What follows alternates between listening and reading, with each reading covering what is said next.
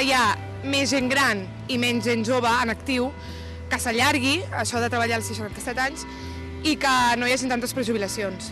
Es fatal para las personas ya de cierta edad, como pueda ser yo, que llevamos ya muchísimos años de cotización. Entonces, claro, eso nos perjudica de cara a tiempo, ¿no? Porque parece que es el deseo que todos tenemos de jubilar-nos lo antes possible. Jo crec que s'hauria d'estudiar una mica segons la persona, depèn del seu estat també. No s'ha de ficar un límit així clar, tampoc. Realment, als 67 anys, segons com, hi ha gent que ja no pot fer gran cosa des de fa anys ja.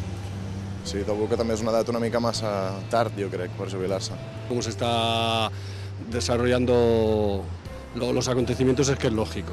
Es lógico, la gente cada vez vivimos más, es lógico cada vez haya que ampliar, si no, no habrá para todos.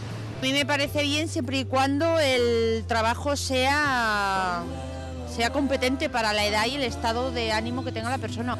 Yo creo que la medida más importante es que haya más trabajo. Es la medida más importante. Ahora, si una persona puede, el paleta no creo que pueda. Ahora, el que está en una oficina puede ser que lo haga.